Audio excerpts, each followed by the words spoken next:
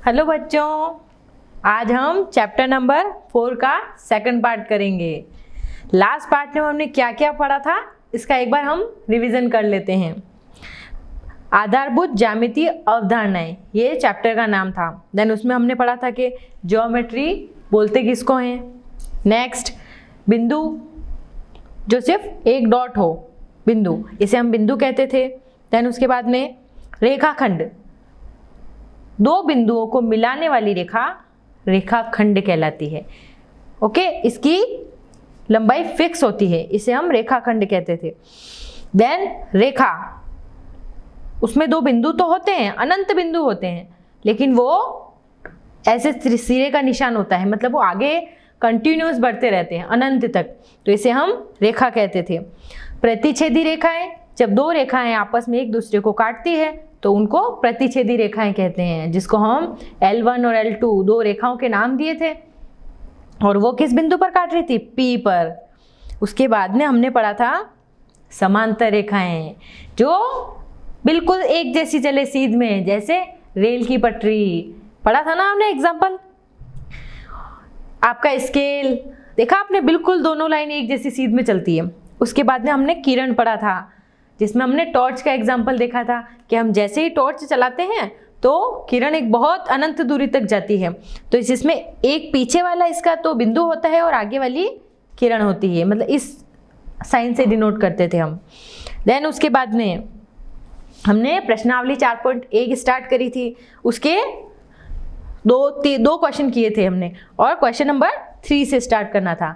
तो मैं आपको एक बार वापस बता देती हूँ। बिंदु ऐसा डॉट था ए, रेखाखंड AB, जिसको हम AB और लाइन, फिर उसके बाद में रेखा AB, तो इसको हम दोनों तरफ साइन से डिनोट करते थे।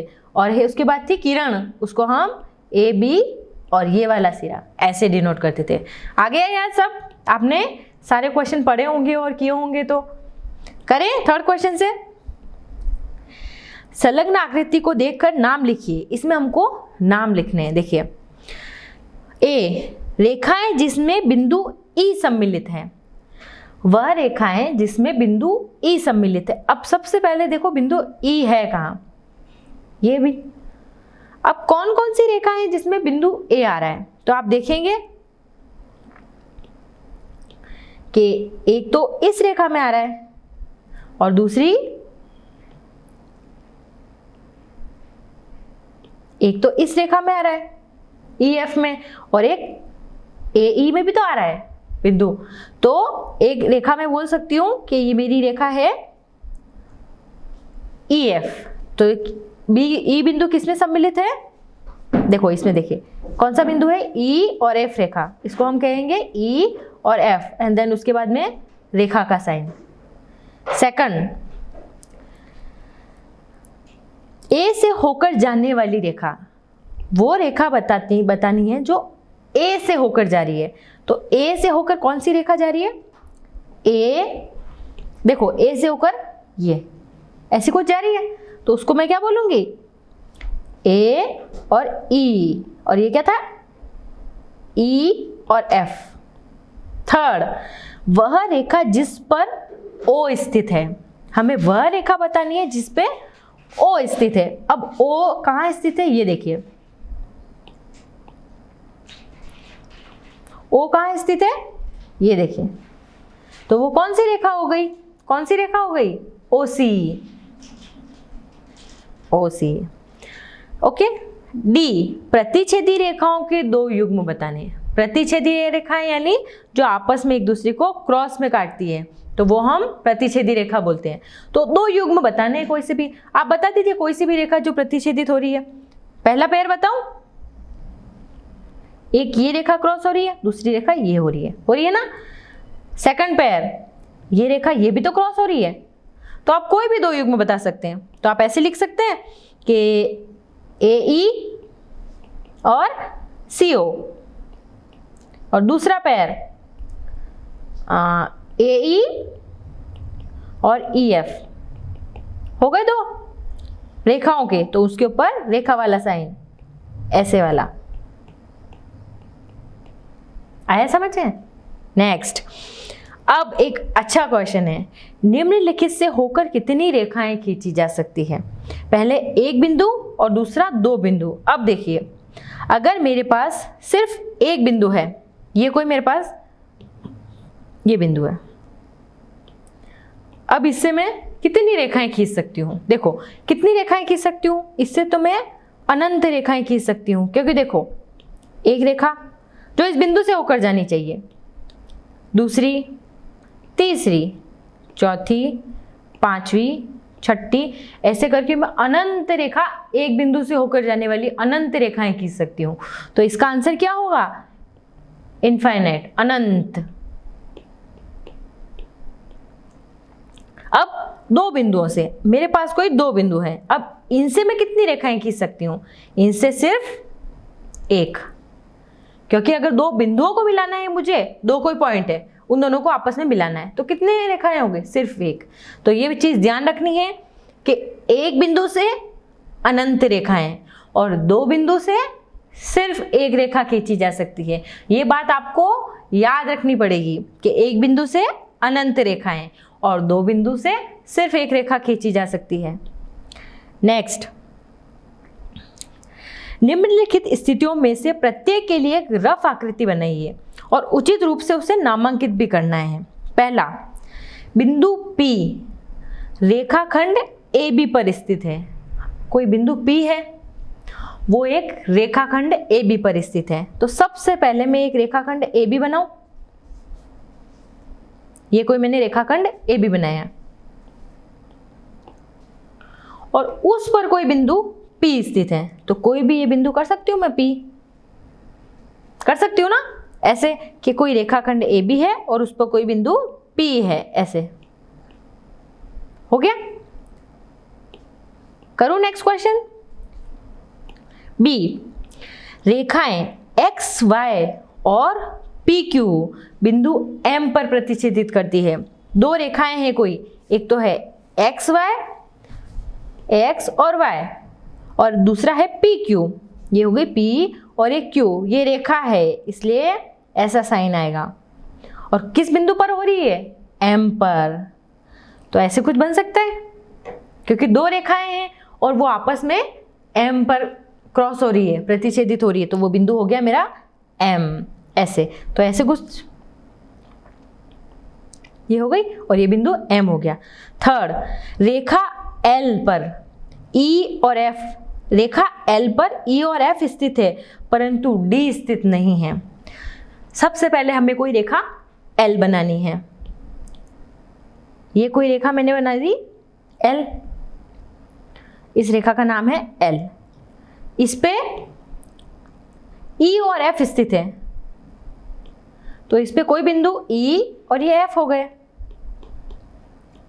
स्थित है, लेकिन D स्थित नहीं है। तो अगर D स्थित नहीं है तो D मैं यहाँ बाहर बना सकती हूँ, ये कोई बिंदु D है, क्योंकि रेखा L है, ये रेखा L हो गई जो हमने बनाई, उस पे E और F स्थित है, तो E और F मैंने बना दिए। ये बिंदु तो इस रेखा पर स्थित है, लेकिन D उस रेखा पर स्थित नहीं है, इसका मतलब वो थोड़ा दूरी पर होगा। तो ये ऐसे होगा इसका सॉल्यूशन। ये कोई रेखा हो गई, उस पे E और F तो स्थित है पर D स्थित नहीं है, तो D बाहर के साइड में होगा। थर्ड, OP और OQ बिंदु O पर मिलते हैं। अब देखिए, दो रेखाएं हैं, एक तो OP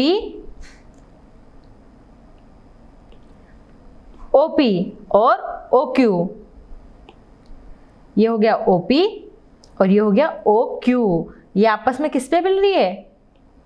O पर मिल रही है कि नहीं मिल रही है? तो ये बिंदु हो गया O जो कॉमन है, तो हो गया OP और OQ बिंदु O पर मिल रही है। तो ऐसे बना सकते हैं हम इसकी, बीच वाला हो गया O, P और O और Q।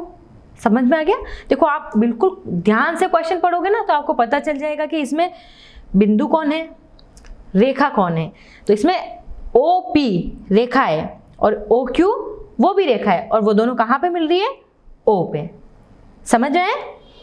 नेक्स्ट क्वेश्चन करें। अब देखिए, अब ये कोई रेखा MN है, ये देखो, ये कोई रेखा एम एन है, जो आगे वाला, इस पे 4 बिंदु हैं, क्यू एम ओ एन और पी, ये कोई बिंदु है। हमें इसके बारे में सत्य या असत्य कथन बताने हैं। तो देखो, करें start.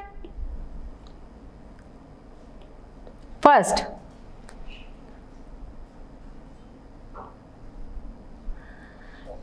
Q M O N और पी रेखा एम एन पर स्थित है।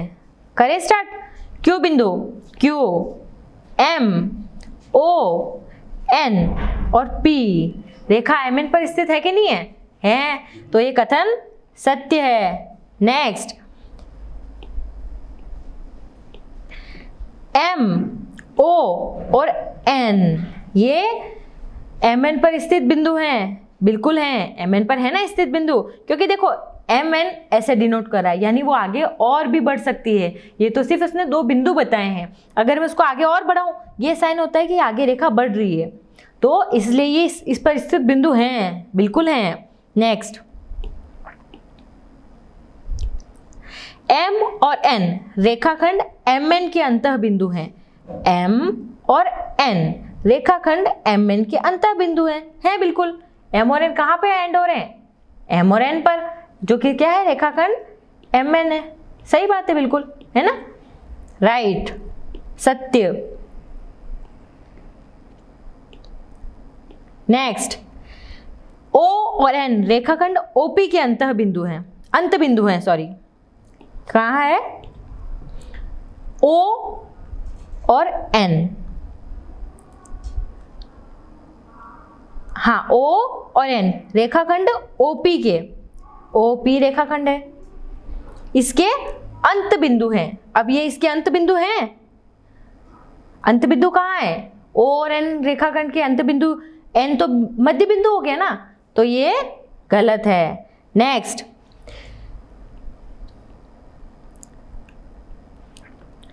एम रेखाखंड क्यू ओ के दोनों अंत बिंदुओं में से एक बिंदु है। अब रेखा क्यू ओ ये हो गई। अब ये कह रहा है कि एम क्यू ओ के दोनों अंत बिंदु में से एक, अंत बिंदु यानी जो पहले वाला और सबसे लास्ट वाला, तो अगर क्यू और ओ ये दोनों हैं और एम तो इसका मध्य बिंदु है ना, अंत बिंदु थोड़ी है, तो ये कथन असत्य है। नेक्स्ट क्वेश्चन,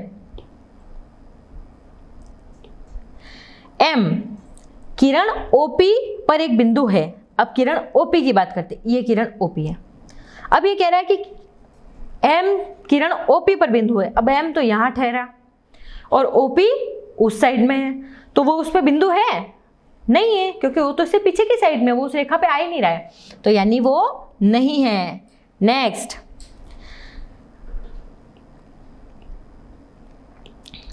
किरण जी किरण ओपी किरण क्यूपी से भिन्न है। किरण ओपी, देखो ओपी का है, ओपी ये साइड, और ओपी और क्यूपी ये क्यूपी है।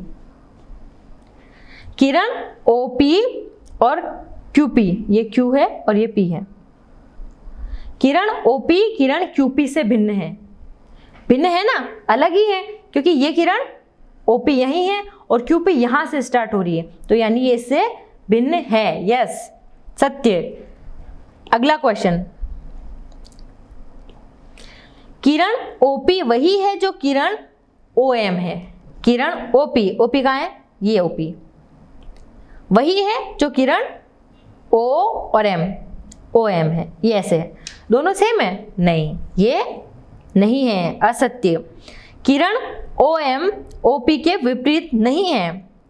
अब पहले ओएम देखो, देखो जो दे रखा है ना वो आप बिल्कुल पेंसिल लेके आप देखिए कि ओ कहाँ है, एम कहाँ है, तो ही आपको बहुत अच्छे से समझ में आएगा। अब जैसे मैंने ओ एम की बात की, तो ओ और एम ये इस डायरेक्शन में हो गया। किरण ओपी के, अब ओ और पी के विपरीत दिशा में नहीं है, लेकिन ये तो विपरीत दिशा में है ना, एक इस डायरेक्शन में जा रही है और एक इस डायरेक्शन में जा रही है, तो ये कथन भी असत्य है। नेक्स्ट, ओ किरण ओपी का प्रारंभिक बिंदु नहीं है। प्रारंभिक बिंदु नहीं है, ये नहीं बोल रहा है। तो सबसे पहले किरण ओपी, ओ और पी, ये किरण की बात करिए, तो ओ तो इसका प्रारंभिक बिंदु है ना, पर ये बोल रहा है नहीं है, नहीं। ये देखो, ये चीज ध्यान से पढ़ना। आप सोचोगे इसने लिख रखा है प्रारंभिक बिंदु है, तो आप उसको सत्य कर दोगे, तो ये गलत बात है। नेक्स्ट,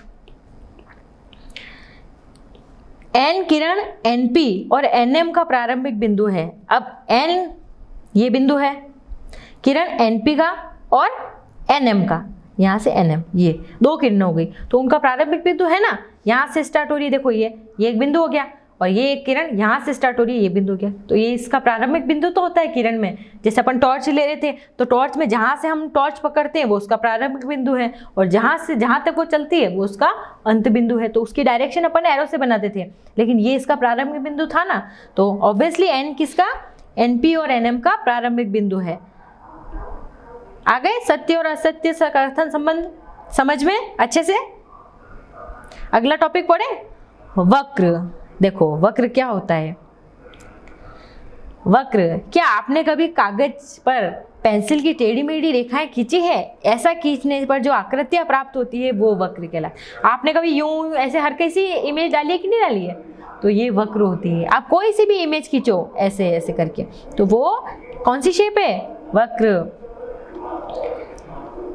इनमें से कुछ आकृतियों को आप कागज पर बिना पेंसिल उठाए और रूलर का प्रयोग किए बना सकते हैं। ये सभी आकृतियां वक्र कहलाती है। जैसे आपने पेंसिल से कैसे भी आकृति बना दी, तो ये वक्र हो गया।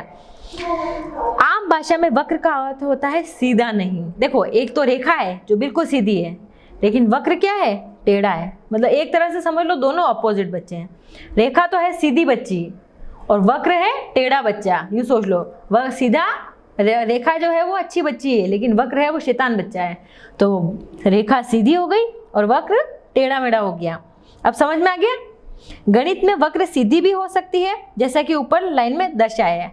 हाँ, लेकिन ये है कि वो शैतान बच्चा कभी कभी अच्छा भी हो सकता है। तो वो जो टेढ़ा मेढ़ा बच्चा था ना, रेखा सीधी थी, वक्र टेढ़ा मेढ़ा था, लेकिन वो वक्र सीधा भी हो सकता है। शैतान बच्चा अच्छा भी बन सकता है।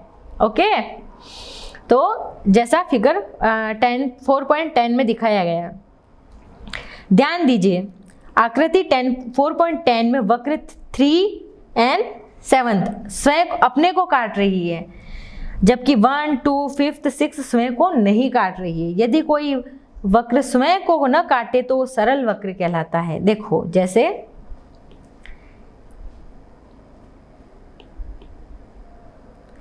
मैंने कोई लाइन बनाई, नॉर्मल ऐसे कुछ भी बनाया, तो वो खुद को नहीं काट रही है। देखो आपस में कहाँ कट रही है, लेकिन ऐसी मैंने कोई इमेज बनाई जो खुद को ही काट रही है। जैसे ये देखो क्रॉस में जा रही है ना, ये ऐसे कैसे भी ऐसे, तो वो खुद को काट रही है। तो जो आपस में स्वयं को नहीं काटते हैं वो सरल वक्र कहलाते हैं, क्योंकि वो आपस में नहीं काट रहे हैं, तो वो सीधे इंसान है, तो वो सरल वक्र है। देखो अब जैसे फर्स्ट वाली इमेज में आप देखो, यहाँ से शुरू हुआ, ऐसे ऐसे ऐसे करके ऐसे गया, तो कौन सा है? सरल। सेकंड ये ऐसे स्टार्ट हुआ, काटा खुद को नहीं, कौन सा हो गया? सरल। ये देखिए आपस में काटा ना, तो सरल नहीं, ये सरल, ऐसा कुछ सरल। ये इमेज भी सरल, लेकिन ये आपस में इसको काटा, तो ये सरल नहीं। तो 3rd और 7th ये ऐसी इमेज है जो आपस में एक दूसरे को नहीं काटती है। अब देखिए 5 सरल वक्र बनाइए और 5 वक्र ऐसे बनाइए जो सरल ना हो। तो आप कोई से भी बना सकते हैं, ये शेप बना दी, Z बना दिया, S बना दिया, कोई सा भी वक्र जो आपको, और एक जो आपस में एक दूसरे को काटे, और तो वो सरल नहीं होंगे।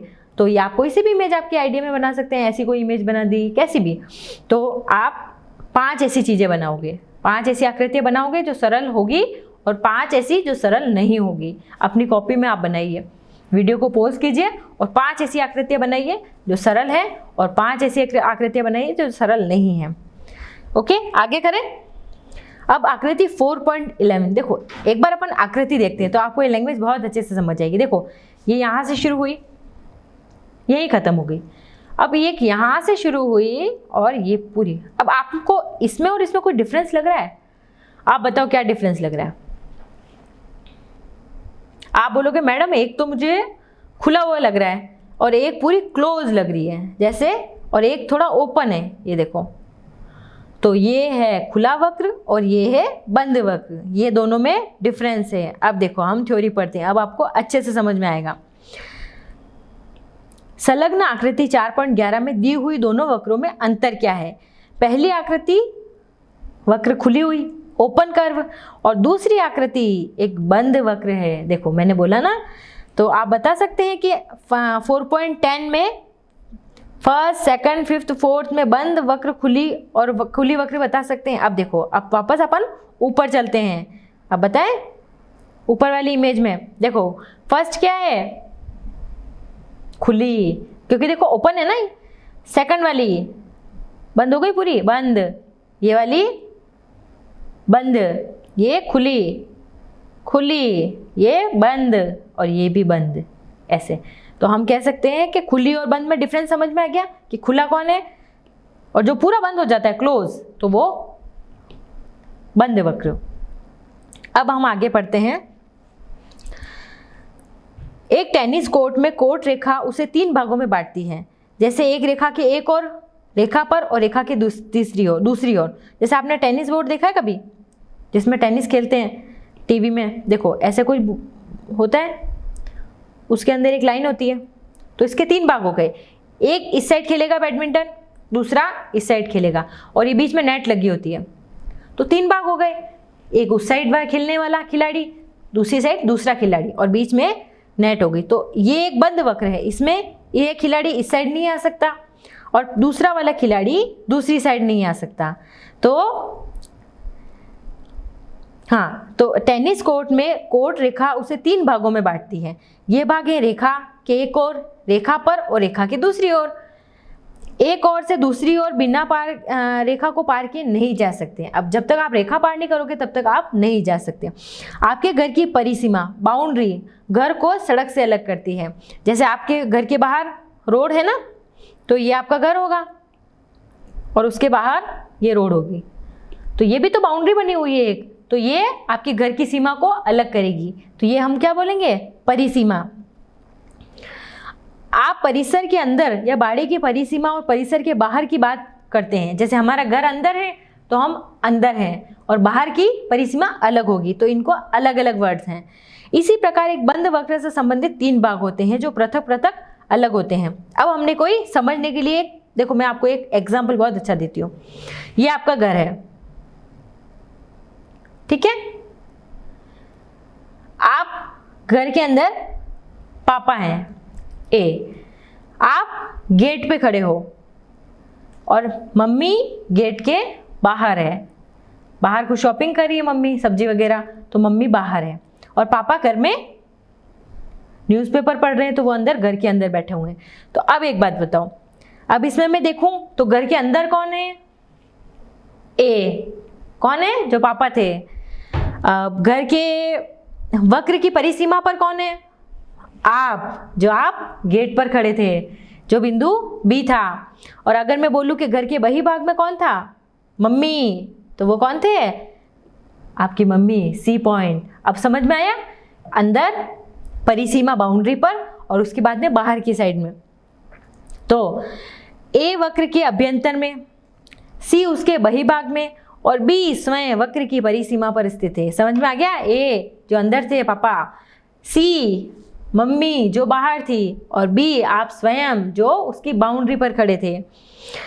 तो वक्र के अभ्यंतर उसकी इस परिसीमा को मिलाकर उस वक्र का क्षेत्र रीजन कहा जाता है।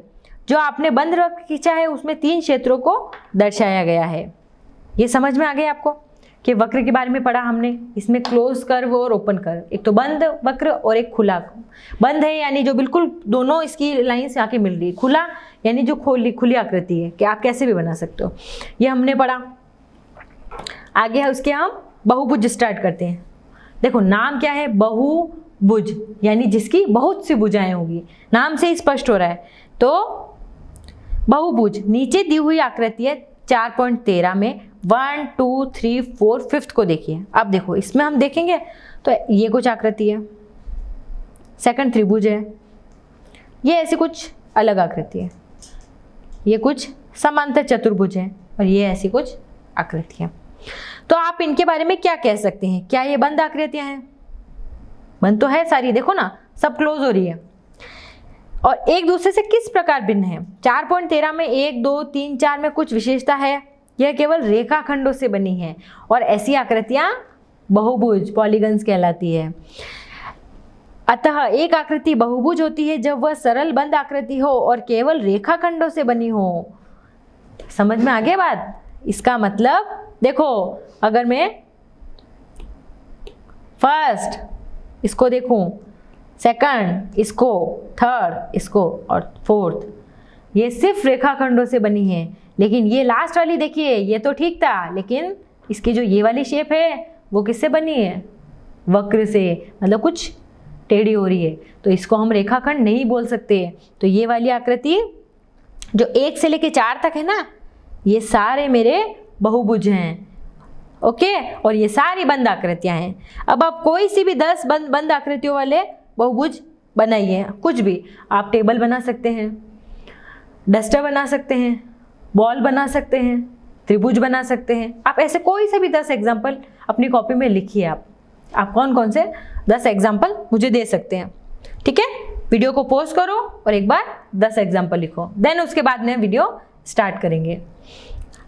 ठीक है, आगे करूं। अब देखिए, निम्न की सहायता से एक बहुभुज बनाने का प्रयास कीजिए। अब हमको एक बहुभुज बनाना है और उसमें क्या लेना है? माचिस की 5 तीलियां लेनी है। अब माचिस की 5 तीलियां लूँ तो मैं कैसा बनेगा? देखो, आप खुद ट्राई करके देखो। 5 तीलियां लो और फिर उससे शेप बनाओ, कैसी बनेगी? तो देखो, 1 तीली, 2, 3, 4 और 5 तीलियां हो गई, तो ऐसी कुछ शेप बनेगी। अब माचिस की 4 तीलियां ली है, तो आप क्या करोगे? 1 तीली यहाँ लगाओगे, दूसरी, तीसरी और चौथी, ऐसी कुछ वर्ग शेप बनेगी। अब माचिस की 3 तीलियां ली है, आपने 3 तीलियां ली, तो 3 से मेरा ऐसा कुछ त्रिभुज बना। अब माचिस की 2 तीलियां ली। अब देखो, ये तो सारी मेरा बंद वक्र था, लेकिन 2 तीलियों में क्या होगा? बंद नहीं हो रहा है, तो इससे मेरा बहुभुज नहीं बनेगा। इससे सिर्फ या तो लाइन बन सकती है, रेखा बन सकती है, लेकिन ये वाली कोई बंद बहुभुज नहीं होगा। तो इसमें हम उपरोक्त में किस स्थिति में यह संभव नहीं हुआ? देखो, लास्ट वाली में नहीं हुआ, क्योंकि 2 से मेरी कोई आकृति नहीं बन रही है, तो 2 वाली से सेम नहीं होगा, 2 माचिस की तीलियों से। आगे हम पढ़ते हैं भुजाएं, शीर्ष और विकर्ण। भुजाएं, शीर्ष और विकर्ण, 3 चीजें। आकृति 4.14 देखिए, इसको बहुभुज कहने के लिए कुछ कारण दीजिए। एक बहुभुज को बनाने वाले रेखाखंड उसकी भुजाएं कहलाती है। अब ये कोई रेखाखंड आकृति है 4.14। अब इसमें कितनी रेखाएं हैं? 1, 2, 3, 4 और 5 रेखाएं इसमें। अब इसमें भुजाएं कितनी हो गई? 5। अब इस भुजाओं को मैं AB, BC, CD, DE और DA, ये तो हो गई इसकी भुजाएं। अब इसके कोने कौन कौन से हैं? जहाँ पे 2 भुजाएं मिलती है, अपने बोलते हैं इसके साइड, जैसे कमरे, रूम वगैरह होते हैं, कमरे होते हैं, उसका भी कोना होता है। जैसे ये टेबल है तो इसका ये कोना है, जहाँ पे 2 भुजाएं मिल रही है, तो इसको हम वर्टेक्स इसको बोलते हैं, जिसको हिंदी में बोलते हैं शीर्ष। तो अगर मैं बहुभुज का शीर्ष बोलूँ तो शीर्ष कौन कौन से हो गए? A, B, C, D और E। और अगर मैं भुजाएं बोलूँ तो भुजाएं आप नाम लिख सकते हो, स्टार्टिंग यहाँ से करो, AB, BC, ये साइन लगाना मत भूलना, CD, DE और EA, ऐसे करके हम 5 भुजाओं के नाम लिख सकते हैं। हाँ, ये तो भुजाएं AE और DE बिंदु E पर मिलती है। E बहुभुज ABCD का एक शीर्ष है, B और C अन्य 2 शीर्ष हैं। क्या इन बिंदुओं पर मिलने वाली भुजाओं के नाम लिख सकते हैं? तो इस जो बिंदुओं पर मिलने वाली भुजाएं, कोई भी 2 भुजाएं बता सकते हैं ना, कि जैसे बिंदु B पर कौन सी भुजा मिल रही है, तो आप कहेंगे AB और BC। अब मैं आपको कहूँ बिंदु D पर कौन सी भुजा मिल रही है, तो आप कहेंगे AD और DC। तो आप उस बिंदु को ले लो, उसके बाद में वहां पे कौन कौन सी भुजाएं आ रही है, तो आप उसके नाम लिख दो। ये तो भुजाएं पढ़ ली, शीर्ष पढ़ लिया। अब देखिए, क्या आप उपरोक्त बहुभुज ABCDE के अन्य शीर्षों के नाम लिख सकते हैं क्या? उसके सब शीर्षों के नाम लिख दो, ABCDE। कोई भी 2 भुजाएं जिनमें एक उभयनिष्ठ अंतः बिंदु हो बहुभुज की आसन्न भुजाएं कहलाती है। मतलब जिसमें कोई भी एक कॉमन पॉइंट हो, अंतः बिंदु हो, तो ए बी और बी सी में क्या आसन्न भुजाएं हैं। जैसे ए बी और बी सी लेते हैं,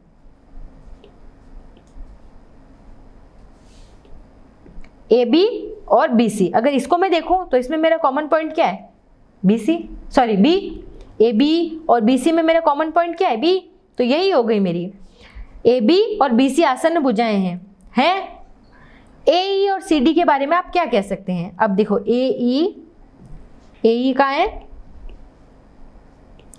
ए ई और सी डी, ये आसन्न भुजाएं नहीं है, ये तो आमने सामने वाली और ये अलग ही हो गई, तो इसको हम आसन्न नहीं कह सकते। बहुभुज की एक ही भुजा के अंतः बिंदु आसन्न शीर्ष एडजेसेंट वर्टेक्स कहलाते हैं। बहुभुज की एक ही भुजा के अंतः बिंदु, जैसे ए कोई भुजा है, इसके दो अंतः बिंदु जैसे ए और बी कोई हो गए, तो वो इसके क्या कहलाते हैं, आसन्न शीर्ष। शीर्ष ई और डी आसन्न शीर्ष है, जबकि ए और डी आसन्न शीर्ष नहीं है। अब देखिए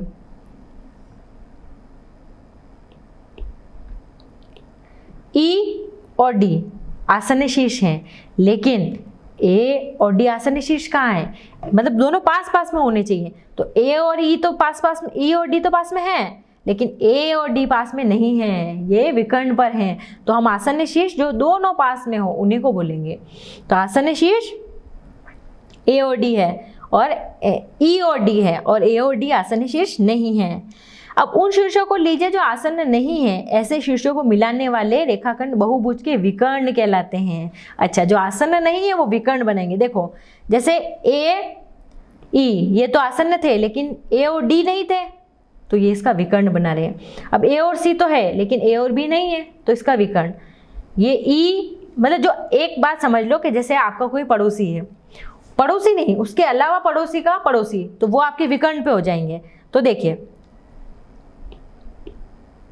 जैसे मैंने कोई लिया, ए का पड़ोसी कौन कौन हो गया, ई और बी, तो उन दोनों को छोड़ दो, उसके अलावा दोनों बचे हुए, ये इसके विकर्ण हो गए। समझ में है।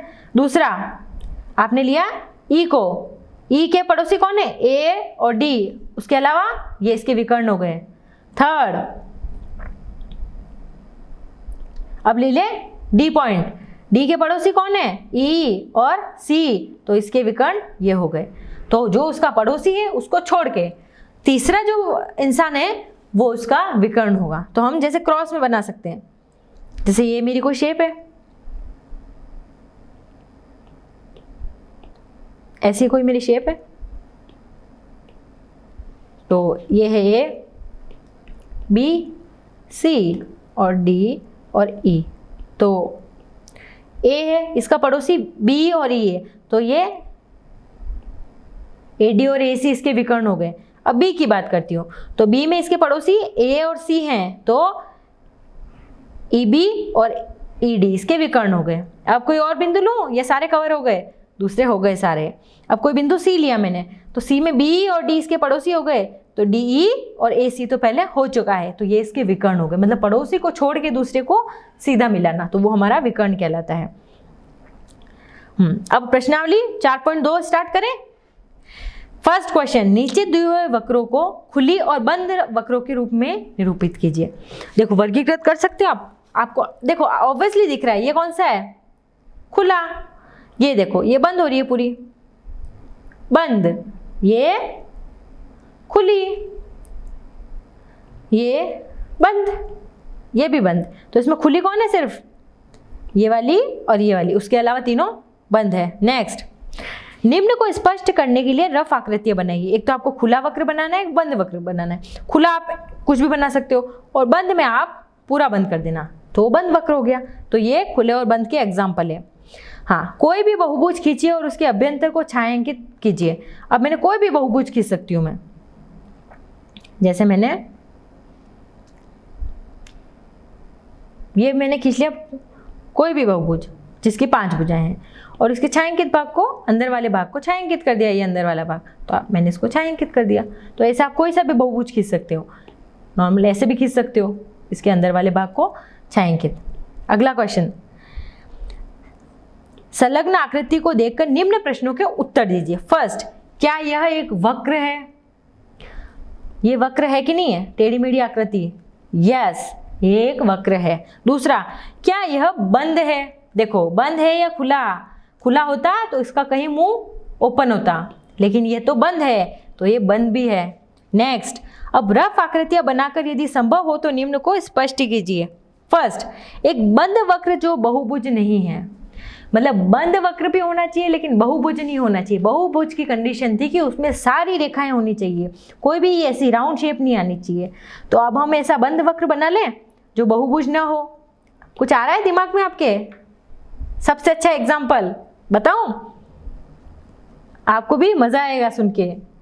ये देखिए, बंद वक्र भी है और बहुभुज भी नहीं है। बहुभुज में मुझे ऐसी भुजाएं चाहिए थी जिसमें सीधी भुजाएं आए, ऐसे ऐसे कुछ, लेकिन राउंड शेप नहीं होनी चाहिए। लेकिन ये बंद भी हो गया और बहुभुज नहीं है। केवल रेखाखंडों से बनी हुई खुली वक्र, मुझे सिर्फ रेखाखंड बनानी है और खुला होना चाहिए। तो ठीक है, स्टार्ट हो गए। रेखाखंड भी है और खुला भी है। नेक्स्ट, दो भुजाओं वाला एक बहुभुज। दो भुजाओं वाला बहुभुज पॉसिबल है? दो भुजाओं से तो कोई बहुभुज नहीं बनेगा, तो ये पॉसिबल नहीं है। देखो, ये हो गई आकृति जिसमें एक भी भुजा नहीं है लेकिन बंद है। नेक्स्ट, भुजाओं वाली बहुभुज जो खुला हो, खुला भी है, देखो ये ओपन है, यहाँ से ये यहाँ से ओपन है। और दो रेखाओं वाली कोई बहुभुज पॉसिबल ही नहीं है, उसके लिए तीन तो होनी चाहिए। ये देखिए, ओके। अगला क्वेश्चन करें, अगला पढ़े पाठ कोण। देखो, अभी हमने बिंदु पढ़ा, रेखा पढ़ी, रेखाखंड पढ़ा, किरण के बारे में पढ़ा, उसके बाद में हमने वक्र पढ़ा, खुला वक्र, बंद वक्र, ये पढ़ा हमने और इनके बारे में क्वेश्चन किए। अब हम एक नई चीज पढ़ेंगे, कोण। देखो, कोण क्या होता है? जब दो रेखाएं आपस में एक दूसरे को काटती है ना, देखो ऐसे कुछ, तो कोण का निर्माण होता है, तो इसे हम कोण कहते हैं। ओके, तो ये कोण हो गया। तो इसी के बारे में हम पढ़ेंगे। जैसे ये कोई बॉक्स है, इसका ऊपरी सिरा दरवाजे की तरह है, बॉक्स के किनारे एडी, एज मतलब जो होता है ना कोने, ये इसकी एज है, तो एडी है, एडी ये कोई एज है इसकी। और दरवाजे के किनारे एपी, और ये कोई किनारा है दरवाजे के। जैसे आपने कोई बॉक्स है ना, तो उसमें नीचे वाला एक बेस और ढक्कन होता है और ऊपर वाला उसको आप ऐसे क्लोज, तो नीचे वाले की भी एज होती है और ऊपर वाले की भी एक कोना होता है, किनारे जिसको हम बोलते हैं किनारे। हाँ, तो किनारे दो किरणें कौन सी है? एक तो एडी और एक एपी, दो किरणें हो गई, एक तो एडी और एक एपी के रूप में कल्पना की जा सकती है। इन दोनों किरणों में एक उभयनिष्ठ अंतः बिंदु ए है। यह कहा जा सकता है कि दो किरणों से एक कोण बन रहा है। अब देखो, जैसे ये कोई बॉक्स था आपका, उसका ये ढक्कन है जो अभी खुला है, तो आप कह सकते हो कि इनके बीच में कुछ एंगल बन रहा है, तो ये ही मेरा कोण होता है, जो इस ऊपर वाले ढक्कन के किनारे से और नीचे वाले बॉक्स के किनारे के बीच में जो जगह होती है उसको हम एंगल बोलते हैं। मतलब जैसे ऐसी कोई शेप, तो बीच वाला एंगल होता है। हाँ, उभयनिष्ठ प्रारंभिक बिंदु वाली दो किरणों से कोण बनते हैं। देखो, कोण बनने के लिए दो किरणें आवश्यक है, ये दो किरणें हो गई, उनके बीच का कोण। कोण को बनाने वाली दोनों किरणें उसकी भुजाएं कहलाती है। तो अब जो दो कोण बनाती है ना, वो उसकी भुजाएं हैं। जैसे ये वाली भुजा ओपी और ओक्यू, ये दोनों इसकी भुजाएं हैं। उभयनिष्ठ प्रारंभिक बिंदु कोण का शीर्ष होता है, और ये जो प्रारंभिक बिंदु यानी जहां से जो स्टार्ट होती है वो इसका प्रारंभिक बिंदु है। तो इसमें प्रारंभिक बिंदु कौन है? ओ। समझ में आ गया? दो किरण है, दो किरणें ऐसे आपस में स्टार्ट होती है, यहाँ से ऊपर, ये वाली यहाँ पे ऐसे, और इनका जो प्रारंभिक बिंदु है वो यहाँ से, तो ये मेरा इसका प्रारंभिक बिंदु है। और कोण होने के लिए दो किरण का होना आवश्यक है, तो ये दो किरणें हो गई और ये इसका प्रारंभिक बिंदु हो गया। संलग्न आकृति में किरण ओपी और ओक्यू से बने एक कोण को दर्शाया है। कोण को दर्शाने के लिए शीर्ष पर एक छोटे वक्र का प्रयोग किया है। ओ इस कोण का शीर्ष है। ओ इस कोण का शीर्ष है। क्या कोण की भुजाएं क्या है? क्या ओपी और ओक्यू नहीं है? ओपी और ओक्यू, इसकी ये किरण ओक्यू, ओपी एंड ओक्यू नहीं है क्या इसकी भुजाएं? इस कोण को हम किस प्रकार नामांकित कर सकते हैं? क्या हम इसे कह सकते हैं कि O पर कोण है, या और अधिक विशिष्टता के लिए हम कोण की दोनों भुजाओं पर एक एक बिंदु लेकर उसके शीर्ष को लेकर कोण का नाम लिख सकते हैं? देखो, अगर मैं आपको बोलूं कि सिर्फ कोण O है तो आपको एग्जैक्ट पता नहीं चलेगा, लेकिन मैं उसका स्टार्टिंग और लास्ट पॉइंट बता दूं कि ये P कोई बिंदु है और ये Q कोई बिंदु है, तो मैं कहूं कि P से स्टार्ट होके Q ये कोई कोण बन रहा है, तो मैं इसको ऐसे लिख सकती हूँ, एंगल PO और Q। ऐसे मैं एंगल बता सकती हूँ ना कि एंगल POQ है, क्योंकि एंगल को हमको डिफाइन करने के लिए उसके फर्स्ट वाला पॉइंट और लास्ट वाला पॉइंट, दोनों पॉइंट हमको पता होने चाहिए। और जैसे जैसे हम O की बात कर रहे हैं तो PO और Q ये 3 बिंदु हैं, और कोण इसलिए कि हम कोण बता रहे हैं और किसकी O की बात हो रही है, लेकिन जो आगे वाला P है और Q है वो इसकी दिशा बता रहा है कि जैसे ये P है, ये O है और ये Q है, तो कोण O ये वाला, और वो स्टार्ट P से हो रहा है और Q दोनों इसके बिंदु हैं, तो हम इसे लिखेंगे POQ कोण। अब देखिए आकृति 4.18, इसमें कोण का नाम इसे हम P कह सकते हैं। किस कोण को कोण P कहेंगे? देखो अब इसमें कितने कोण बन रहे हैं, एक कोण ये वाला है, दूसरा कोण ये वाला है और तीसरा कोण ये पूरा है, तो इसको हम 3 एंगल लिख सकते हैं। पहला एंगल APB, एंगल CPB और एंगल AP और C, तीनों कोण हैं, P पे 3 कोण बन रहे हैं, तो तीनों एंगल P को डिनोट करते हैं। ओके, आगे वाला पार्ट एक्सरसाइज 4.3 हम नेक्स्ट पार्ट में करेंगे। तब तक आप सारे क्वेश्चन की अच्छे से प्रैक्टिस कीजिएगा कि कोण तक हमने अभी पढ़ लिया है, तो आपको कोण, रेखा, बिंदु सारे प्रैक्टिस आपको खुद से करना और खुद से बनाना सारी चीज़ें, ताकि नेक्स्ट क्लास में हमको 4.3 और आगे 4.4 बहुत अच्छे से समझ में आए। ओके, सारे क्वेश्चन की प्रैक्टिस खुद से कीजिएगा। ओके बच्चों।